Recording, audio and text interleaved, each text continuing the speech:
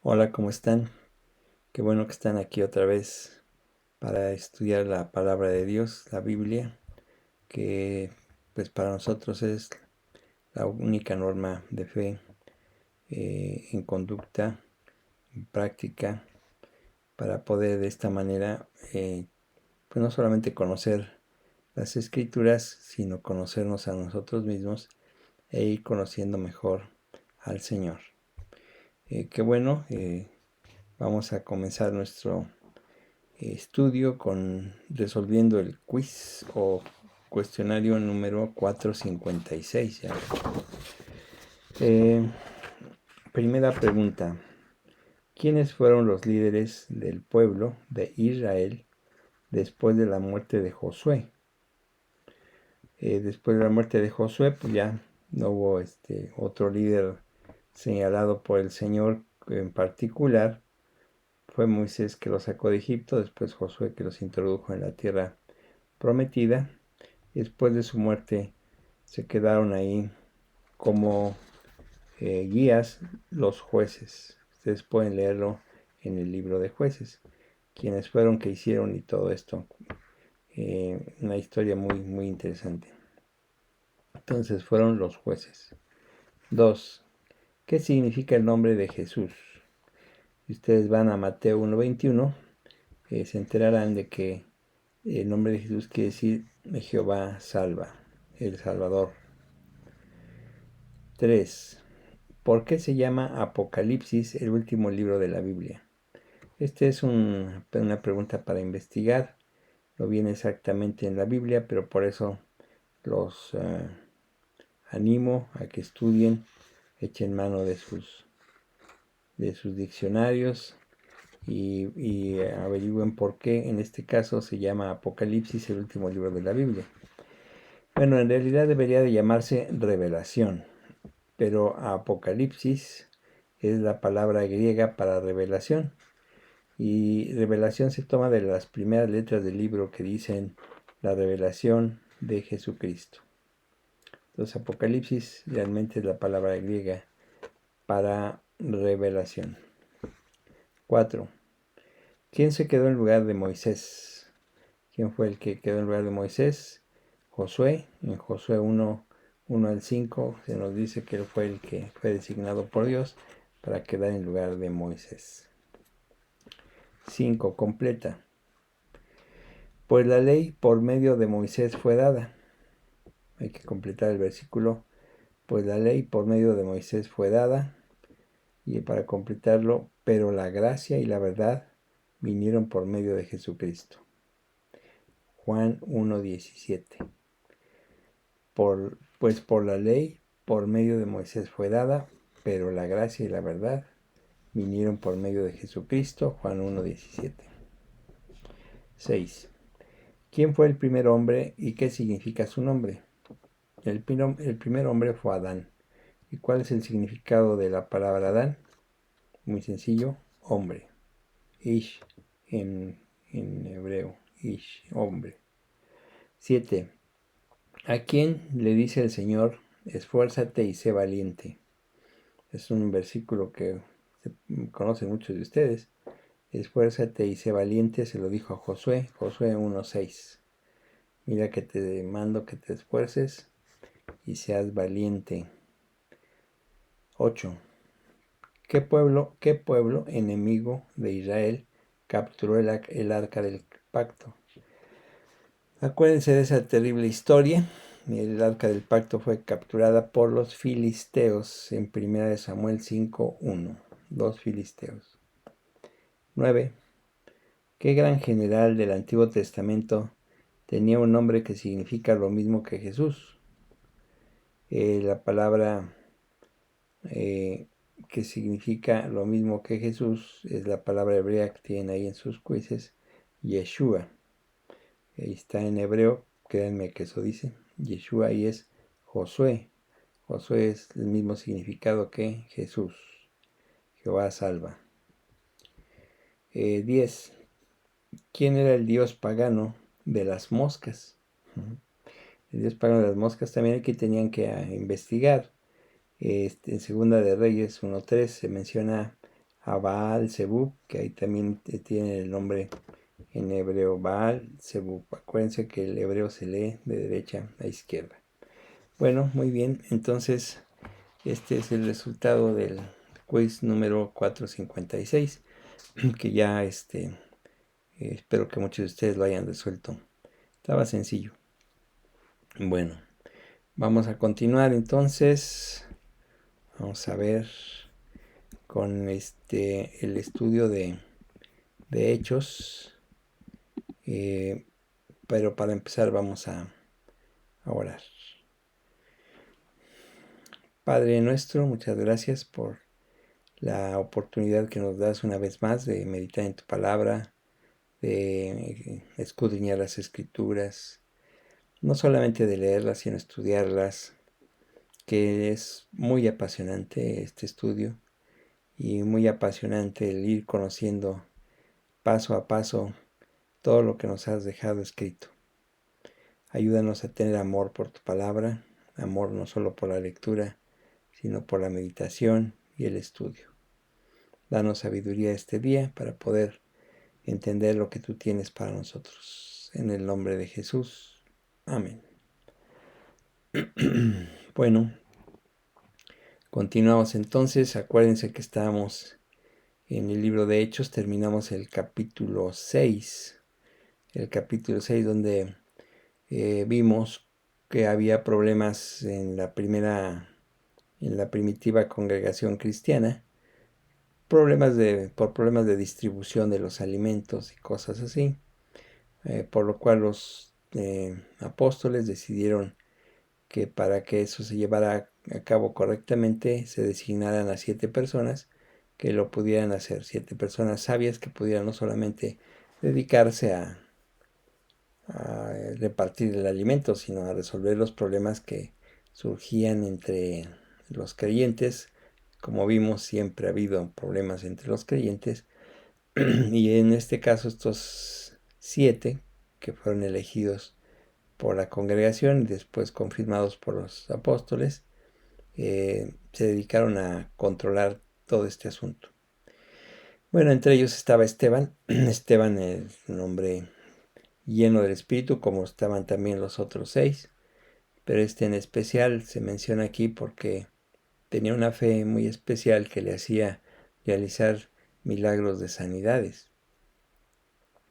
Y pues al hacer eso se hizo muy popular entre la gente. Pero además Esteban estaba no solo lleno del Espíritu, sino de mucha sabiduría que le daba el mismo Espíritu, y comenzó a predicar el Evangelio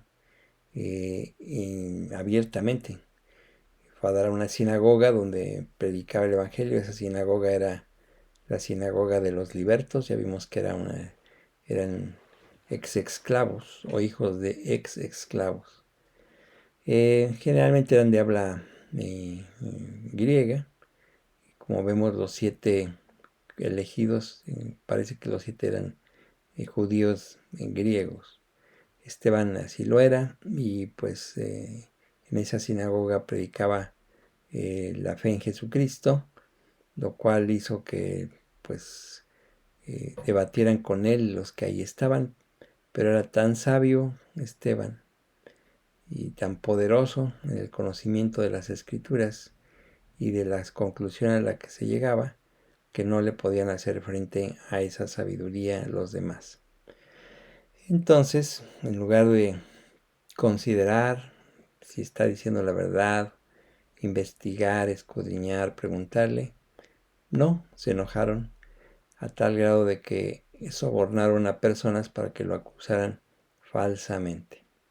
Así sucedió, lo acusaron falsamente, lo arrestaron y lo llevaron ante el Sanedrín, que era el concilio judío que mandaba, y para ver qué hacer con él. Entonces lo presentan ahí, presentándoles acusaciones falsas, pero pues tenía primero que ser sometido a un juicio para ver qué castigo aplicarle. Y ahí es donde inicia el apasionante capítulo 7, que es el discurso de Esteban ante el Sanedrín o el concilio. En este capítulo leemos el largo discurso de Esteban, haciendo un resumen de la historia del pueblo de Israel. No es exactamente una defensa ante el Sanedrín, sino que en realidad es un ensayo de la historia de la nación de Israel y su resistencia y rebelión contra Dios continuamente. Aquí acusa a los que lo juzgan de ser traidores y asesinos de Jesús. Realmente él era muy directo. Esto pues obviamente los enojó tanto que finalmente apedrearon a Esteban. Este discurso es guiado por el Espíritu Santo, es una clara exposición de cómo la nación de Israel nunca adoró al Dios verdadero.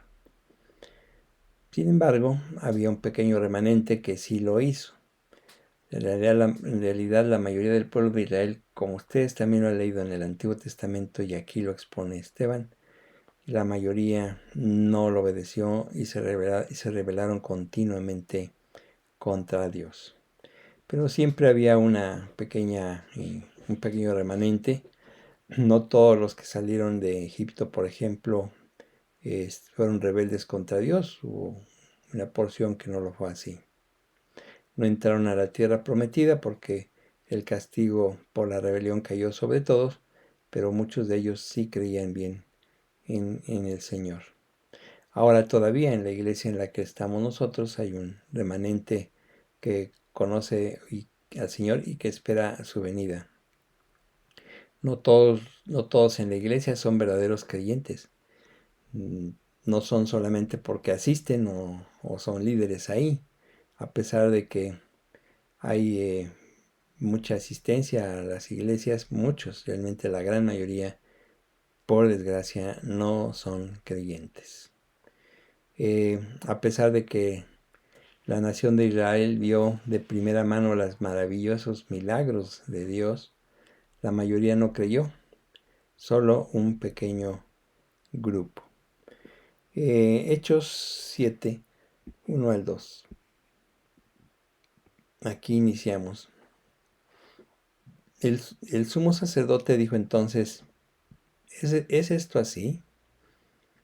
Y él dijo, varones, hermanos y padres, oíd. El Dios de la gloria apareció a nuestro padre Abraham estando en Mesopotamia, antes que morase en Harán. Como ya sabemos, los acusadores de Esteban eran principalmente judíos griegos de la sinagoga de los libertos, que sobornaron a algunas personas para acusar falsamente a Esteban, pues ellos no podían contender ante la sabiduría de Esteban. Al presentarlo ante el sumo sacerdote, que probablemente era Caifás, tal vez no Anás en ese momento, sino Caifás, este le pide a Esteban que le diga al pueblo la verdad sobre lo que lo acusan, pues sus cargos realmente eran muy graves. Por eso le dice el sumo sacerdote, ¿es esto así? Bueno, siquiera le dieron oportunidad de defenderse. Hechos 6:14 dice, pues le hemos oído decir que ese Jesús de Nazaret destruirá este lugar y cambiará las costumbres que nos dio Moisés. Esas acusaciones en realidad eran muy graves para el pueblo judío. Aquí inicia su discurso Esteban refiriéndose a ellos como varones, hermanos y padres. Realmente él considera a los miembros del Sanedrín como sus hermanos espirituales y en realidad les tiene un profundo respeto por su edad, su posición y su autoridad. Varones, hermanos y padres. O sea, en realidad se refiere a ellos con respeto, o sea, no se burla de ellos, sino realmente siente ese respeto hacia hacia quienes lo están juzgando. Al decir oíd o escuchen, les quiere decir que pongan mucha atención a lo que va a decir. Como lo acusan de que ha blasfemado contra Moisés y contra Dios, él enfrenta esta acusación narrando la historia de Israel. Dice Esteban, el Dios de la gloria apareció a nuestro padre Abraham estando en Mesopotamia. Con esto, al decir esto, él se está identificando con su pueblo. O sea, nuestro padre Abraham. Este Esteban, sin duda, realmente era un jovencito en ese momento. Todos los otros 6 que fueron elegidos como ayudantes para servir a las mesas, pues realmente eran jóvenes también. No sé si había viejitos entre los creyentes, tal vez sí, pero la gran mayoría eran jóvenes, incluyendo los apóstoles.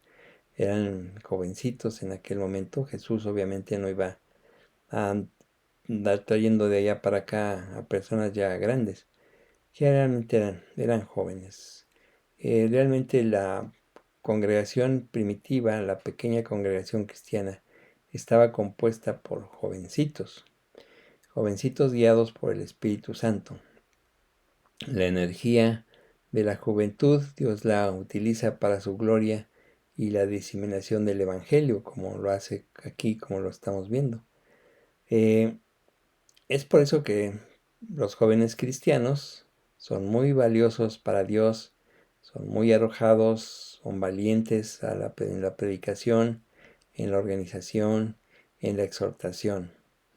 Eh, yo recuerdo cuando inicié mi vida cristiana, pues realmente fue a los 29 años, pues fue una gran bendición, aunque hubiera sido mejor unos años antes, pero fue a los 29 años.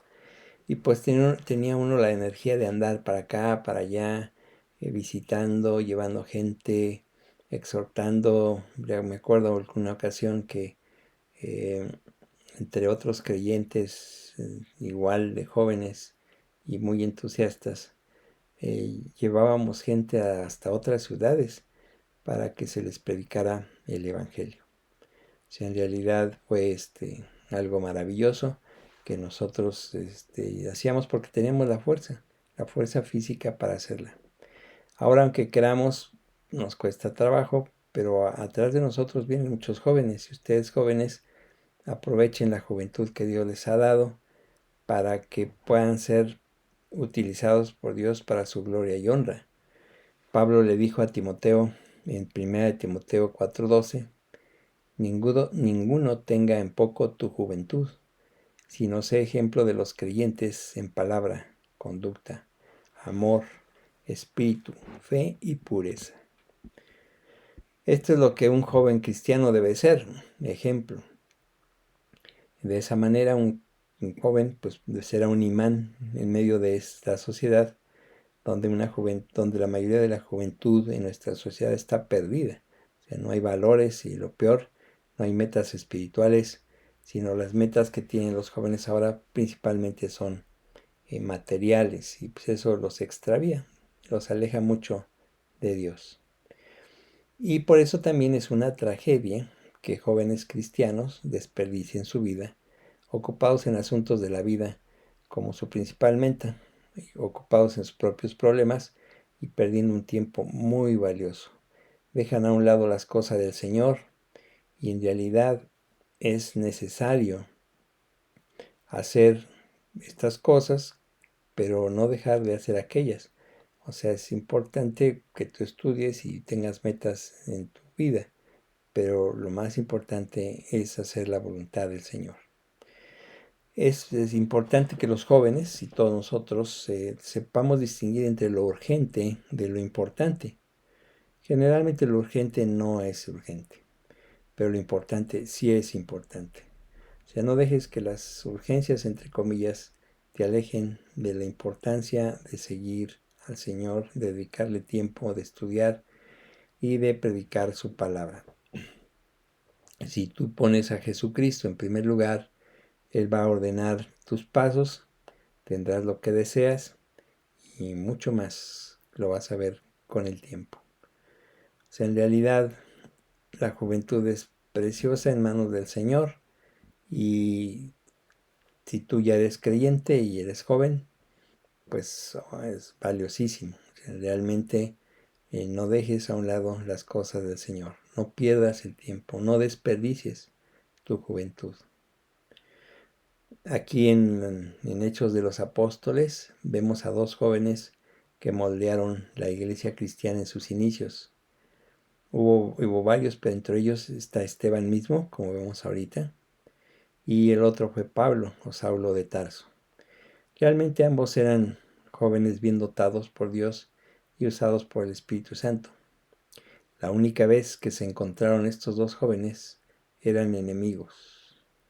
La cruz dividía a Esteban de Saulo de Tarso. Esteban veía a Saulo con los ojos de Jesús y Saulo veía a Esteban con los ojos de la ley. Como vamos a ver más adelante, Pablo o Saulo de Tarso estuvo presente en todo esto que estamos narrando de Esteban. Bueno, volviendo al relato del discurso de Esteban, vemos que menciona a Abraham. O sea, Abraham era un hombre de fe, él creyó a Dios, le obedeció. La fe siempre conduce a la obediencia. Esteban comienza su narración con Abraham en Mesopotamia, que era donde vivía, y de ahí lo llamó Dios. Hechos 7:3 dice: y le dijo, sal de tu tierra y de tu parentela, y ven a la tierra que yo te mostraré.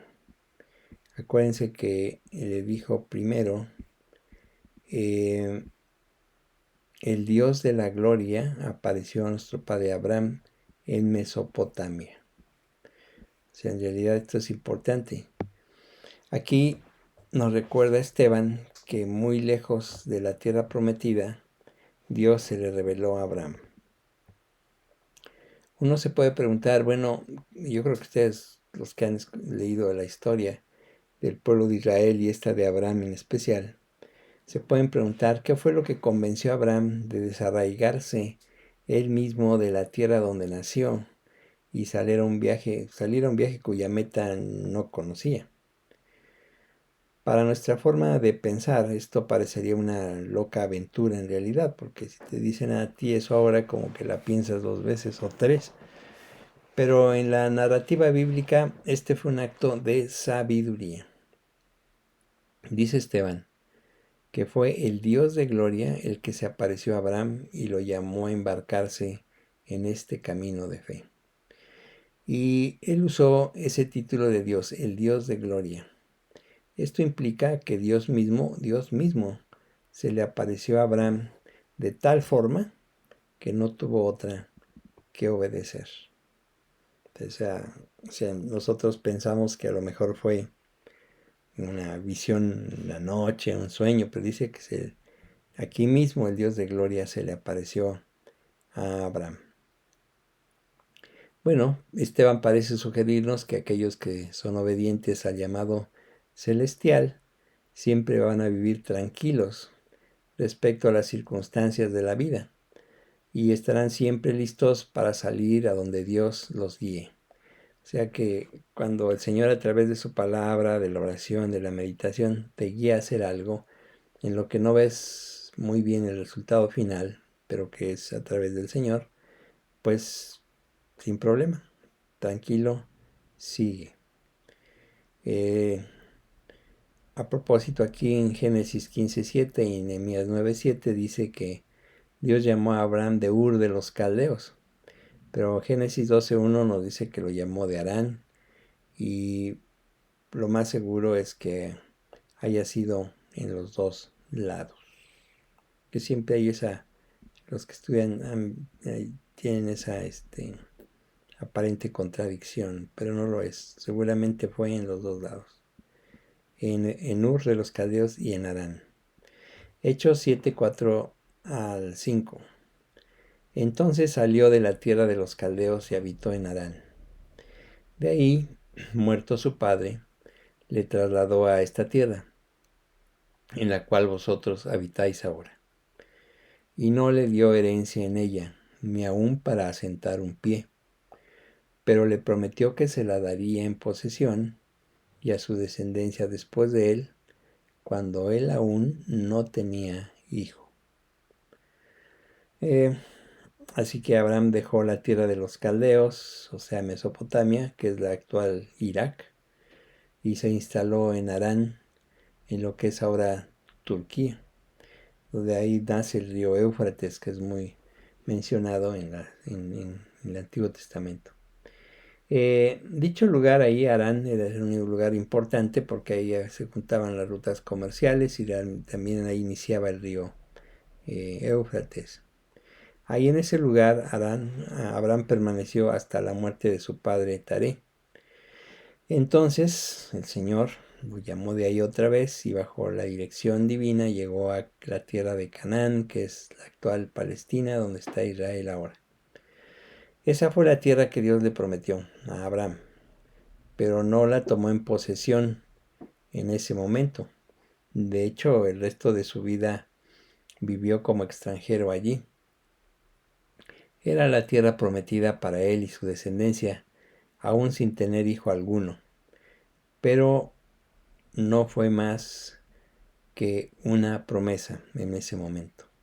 Abraham no tenía nada tangible en lo cual confiar, solo creyó la palabra de Dios y actuó en consecuencia.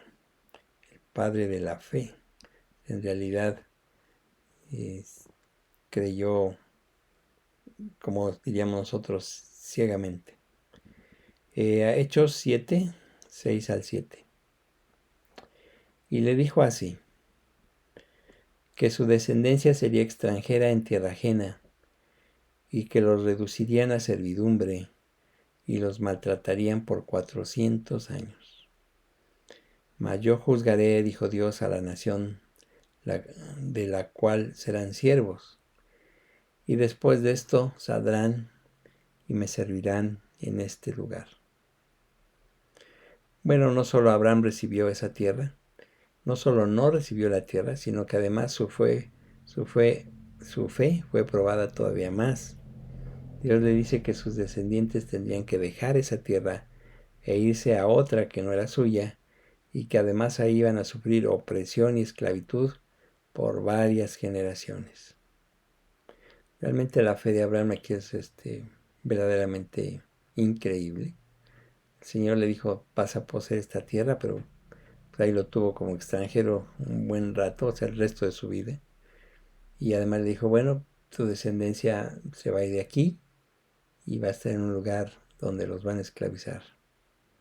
Él seguía creyendo.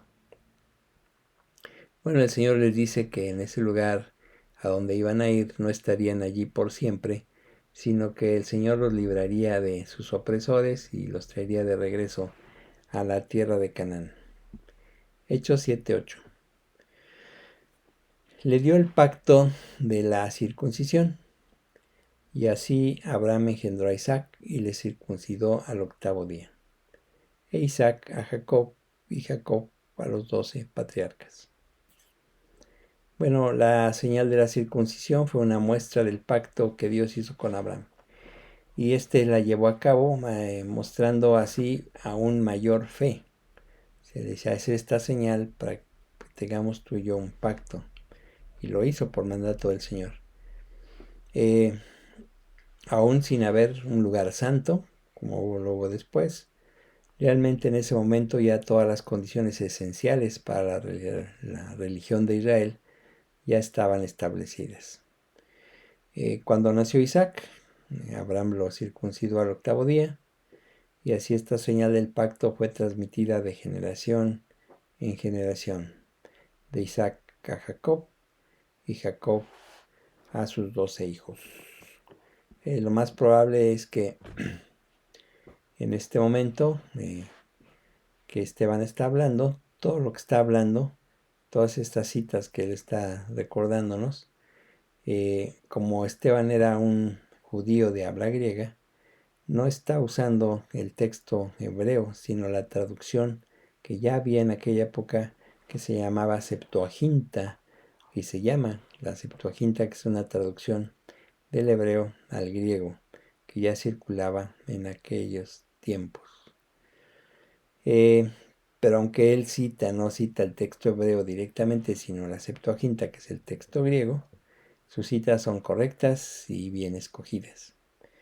Él conoce las escrituras y realmente tiene una habilidad muy especial para interpretar el mensaje de esas escrituras. En esta primera parte del discurso de Esteban, el tema predominante es la omnipresencia de Dios. Es decir, Dios se revela a sí mismo en diversos lugares que están fuera de la tierra prometida. O sea, Dios no está nada más en la tierra prometida. Ya que la presencia de Dios es universal, pues puede ser adorado donde sea. El templo de Jerusalén no es el único lugar donde el pueblo de Dios puede adorarlo. O sea, el cristianismo no está limitado al templo de Jerusalén y es el punto al que quería llegar Esteban. Muy espinoso el asunto en aquella época. Y aún todavía, con los judíos actuales, los ortodoxos, es muy difícil hablar con ellos respecto a esto. Hechos 7, 9 al 10. Los patriarcas, movidos por envidia, vendieron a José para Egipto. Pero Dios estaba con él y le libró de todas sus tribulaciones y le dio gracia y sabiduría delante de Faraón, rey de Egipto, el cual lo puso por gobernador sobre Egipto y sobre toda su casa. Jacob considera a José realmente como su primogénito, porque fue el primer hijo que tuvo con Raquel. Y Jacob amaba a Raquel, no amaba a Lea, la otra esposa.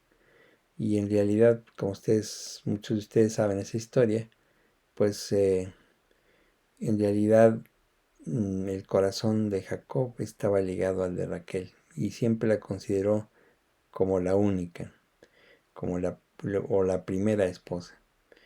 Como consecuencia, José pues, fue el hijo favorito de Jacob, lo distinguió sobre los demás, sobre los otros 11. Es obvio que esto hizo que esos 11, sus hermanos, lo despreciaran a tal grado que dice aquí, movidos por envidia, vendieron a José para Egipto. Cuando tuvieron la oportunidad quisieron matarlo, pero no fue así, pues Dios continuamente estaba supervisando el cumplimiento del propósito de su plan que inició cuando llamó a Abraham desde Mesopotamia. Un plan que inició ahí y que llegó a tener su consumación con la llegada de Cristo. El Señor realmente guiando todo en ese momento. Los hermanos de José querían matarlo, pero el Señor cuidando todo. De tal forma Dios gobernó la situación que colocó que colocó a José en Egipto como el segundo de Faraón. Hechos 7, 11 al 16. Vino entonces hambre en toda la tierra de Egipto y de Canaán, y grande tribulación, y nuestros padres no hallaron alimentos. Cuando oyó Jacob que había trigo en Egipto, envió a nuestros padres la primera vez. Y en la segunda José se dio a conocer a sus hermanos, y fue manifestado a Faraón el linaje de José. Y enviando José, hizo venir a su padre Jacob y a toda su parentela, en número de 75 personas. Así descendió Jacob a Egipto, donde murió él y también nuestros padres, los cuales fueron trasladados a Siquem y puestos en el sepulcro que a precio de dinero compró Abraham de los hijos de Hamor en Siquem. Bueno, aquí hay mucho de la historia de aquella época, resumida o narrada por Esteban, que en realidad nos muestra todo lo que sucedió en aquel momento, cuando vino una gran hambruna en toda esa zona. Todo lo que sucedió a José fue beneficio para su familia, porque la hambruna que se sucedió en esa zona de Egipto y Canaán, pues era tal que la familia de Jacob tuvo que buscar alimento en Egipto, donde sí había. Ahí José sabiamente había almacenado el grano. Ellos fueron una vez, como ustedes lo vieron, consiguieron lo que querían, el grano, se regresaron por circunstancias muy especiales que son detalles que podemos ver en la narrativa original, tuvieron que regresar una segunda vez a Egipto. Cuando regresaron una segunda vez a Egipto a comprar alimento, ahí se les dio a conocer José. Ahí les dijo quién era. Y ellos vieron cómo él los salvó del hambre. Aquí probablemente Esteban estaba sugiriendo que uno más grande que José, a quien tampoco reconoció su pueblo cuando vino la primera vez, finalmente lo van a reconocer como su Salvador cuando venga por segunda vez. Como resultado de todo esto, entonces la familia de Jacob fue trasladada a Egipto. 75, dice Esteban. Porque, como les digo, Esteban estaba citando la Septuaginta, que es la Biblia hebrea que dice 70. Finalmente 70 o 75 fueron los que llegaron a Egipto, Jacob con su familia. Ahí en Egipto, Jacob y todos sus hijos murieron y posteriormente fueron llevados a la tierra que Dios les había prometido a Abraham y ahí los enterraron. Primero llevaron a Jacob, ¿se acuerdan que lo llevó a enterrar ahí José? Y después de que murió José y todos sus hermanos, él había dado orden de que llevaran sus huesos de regreso a Canaán para que fuera enterrado ahí y se llevaron a José. No se nos dice explícitamente de sus hermanos, pero Flavio Josefo, el historiador judío, nos dice que sí, que también los hermanos de los huesos de los hermanos de Abraham, de José, fueron llevados también de regreso y enterrados en Siquem. Bueno, la presencia de estas tumbas en la tierra prometida, donde ya estaban enterrados Abraham e Isaac, fue realmente una muestra de que aún así estos que murieron en Egipto murieron por fe, como dice en Hebreos 11:13.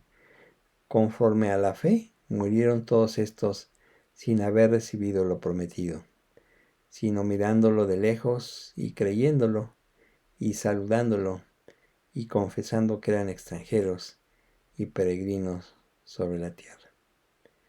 Muchos de nosotros estamos confiados creyendo en la segunda venida de Jesús, la cual esperamos con gran anhelo y esperanza. Amamos su venida. No como muchos que dicen, pues sí, va a venir, ¿no? Pero no le ponen tanta atención o no quieren ponerle tanta atención. Pero hay que ponérsela.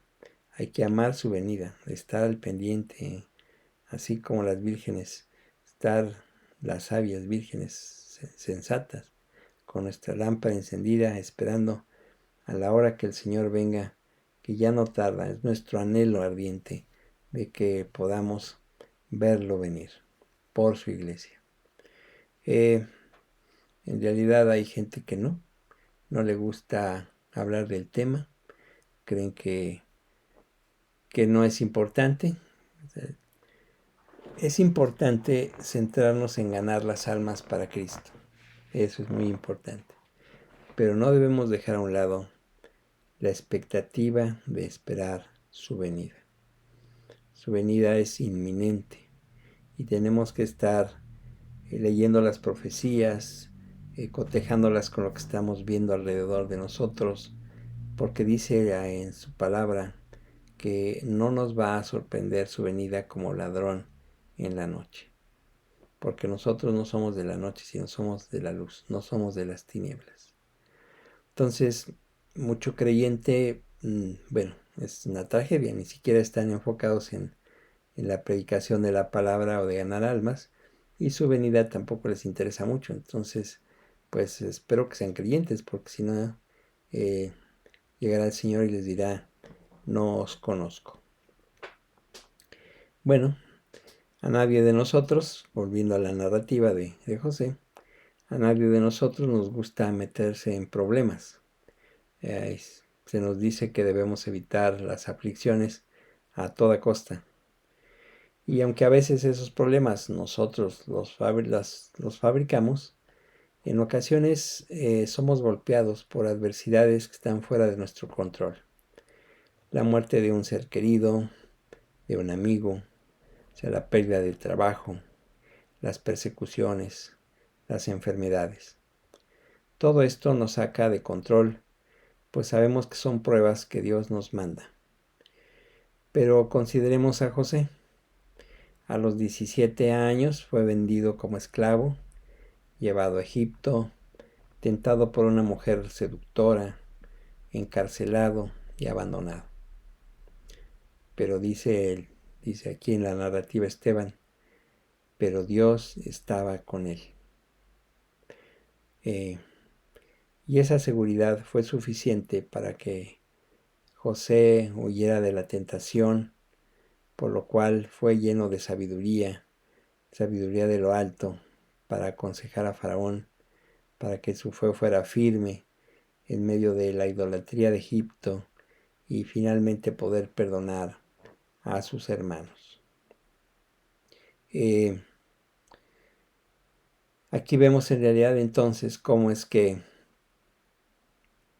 las adversidades que sufrimos, los problemas que pasamos, las tristezas en las que nos vemos envueltos por las adversidades y las pruebas que nos golpean, de las que no tenemos control, tienen un propósito divino. O sea, en un momento dado, en José como esclavo, José encarcelado, o sea, en realidad, pues a veces yo creo que se preguntaba qué sucede, ¿no? Dice aquí, pero Dios estaba con él. O sea, Dios está en nuestras pruebas, Dios está en nuestras adversidades. Y Él ve más adelante. O sea, Él tiene un propósito que nosotros a veces no vemos hasta que aparece y nos vamos dando cuenta de que Él así lo tenía escrito y controlado para que nosotros no fuéramos nada más golpeados por las adversidades para derrumbarnos, sino para saber que Él es soberano y controla todo esto. Por lo tanto, no estés más triste si estás pasando por una situación difícil. Dios está contigo. Como con José, Dios estuvo con él en todo el tiempo. Y dejemos que Él conduzca nuestra vida y nos diga el propósito por el cual nosotros estamos padeciendo algún problema. Dios estaba con José y realmente Él hizo que no solamente llevar a cabo el resultado del propósito de Dios en ese momento, sino que también fue un tipo de Jesucristo como libertador. Entendió que Dios lo había enviado a Egipto para salvar a sus familiares, a salvar a su familia del hambre, y que las adversidades que tuvo que enfrentar habían sido diseñadas por Dios para hacer cumplir sus propósitos. ¿Cuál propósito? La salvación de su pueblo. Génesis 50:20 nos dice, José diciendo, vosotros pensasteis mal contra mí, mas Dios lo encaminó a bien para hacer lo que vemos hoy, para mantener en vida a mucho pueblo. Las pruebas que proceden de la mano de Dios son fuente de bendiciones. Qué maravilloso, solamente un creyente puede darse cuenta de esto. Solamente un creyente puede entender que esas pruebas que proceden de la mano de Dios son fuente de bendiciones. Obviamente el mundo no entendería esto, solamente el creyente. El creyente, ¿a qué me refiero con creyente? Pues el que ha confiado en Cristo como Salvador, el que le ha dado ha entendido que la vida que Jesús dio en la cruz es para salvación de sus pecados. La gente se salva y se convierte en creyente de Cristo cuando entiende verdaderamente que Jesús pagó por sus pecados en la cruz del Calvario, que se arrepiente de estos pecados y cree en Jesús como Salvador y como Señor de su vida. También cree que Jesucristo al tercer día de muerto resucitó de entre los muertos para estar vivo. O sea, Él no está muerto, está vivo, y Él quiere que tú también estés en su presencia por la eternidad. Pero ¿cómo vas a estar en su presencia por la eternidad? Pues entregándole tu vida, creyendo en tu corazón que Él murió por ti, por tus pecados que te iban a condenar en el infierno. Ese es el Evangelio, la vida, la muerte y la resurrección de Cristo. Si tú quieres ser un creyente, un cristiano, y que estés en la presencia de Cristo cuando tú te mueras y resucites, que estés en su presencia por la eternidad y no alejado de Él en el infierno, pues entonces tienes que aceptar lo que Jesús hizo por ti. Así de sencillo, aceptarlo y creerlo, porque por obras nadie se va a ser justificado delante de Dios. ¿Cuántas tienes que hacer para ser justificado? ¿Cuántas? No sabemos, por eso el Señor nos la pone más sencilla, a un gran costo para Él, creer solamente en lo que Él hizo en la cruz. Cree en el Señor Jesucristo y te salvas. Si quieres hacerlo, pues lo puedes hacer donde quiera que estés, pídelo con tu boca, te guío en una oración que tú puedes repetir donde quiera que te encuentres. Vamos a orar. Señor Dios, gracias por la muerte de Cristo en la cruz por mi vida, pagando por mis pecados. Me arrepiento de ellos y acepto lo que Jesús hizo por mí en la cruz del Calvario, que murió por mí. Lo creo, lo acepto y lo recibo. También creo que Jesús resucitó y que ahora está vivo, que Él está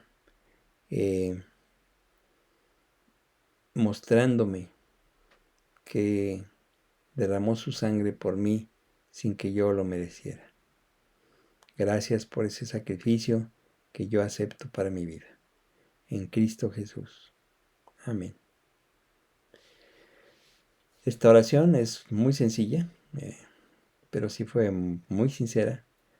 Tú pasas de muerte a vida, como alguna vez muchos de los que están escuchando y yo mismo lo hicimos hace algunos años, creyendo nada más. Y nuestra vida cambió, nuestra vida fue modificada, cada uno de nosotros nos hemos dado cuenta de cómo fue nuestra vida después de haber entendido que Jesús murió por nosotros y que lo aceptamos de todo corazón. Bueno, estamos en el discurso de Esteban, es un discurso muy largo, es un capítulo bastante largo, 60 versículos, que vamos a ir viendo poco a poco porque tiene mucha enseñanza para nosotros. Bueno, que Dios los bendiga. Si Dios quiere, nos vemos y nos escuchamos la próxima semana para continuar. Que tengan un bendecido fin de semana y bendecida semana.